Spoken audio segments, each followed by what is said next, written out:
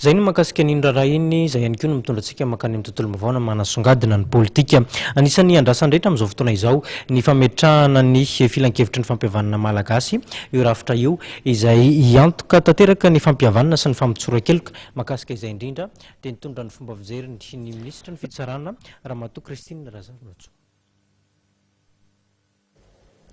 Raha nanontaniana mikasika ny fametrahana ny filan-kevitra fampihavanana malagasy sy ny famotsora-keloka dia nilaza minisitry ny Fitsarana Razanamahasoa fa mandeha ny asa mankany amin'ny fametrahana ny FFM sy ny famotsora-keloka. Araka ny fanazavana nentin'ny mpitahiry fitomboka sepanjakana dia efa misy ny mametraka tota taratasy mikasika ny famotsora-keloka.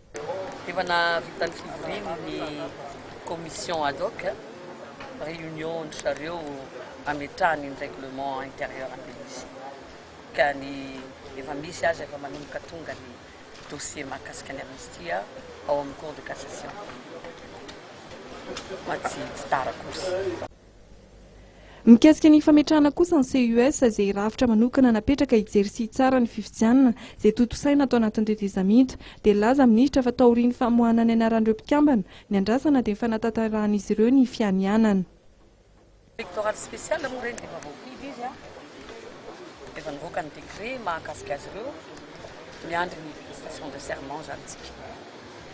Mikasika ny Fitsarana manokana dia laza minisitry ny Fitsarana taorian'ny fianianana izay nataon'ny filohan'ny Fitsarana tapony vaovao fa anisan'ny ezaka izay tanterahan'ny minisitera ny hamerenana ny fahatokisan'ny olona tsikelikely ny Fitsarana.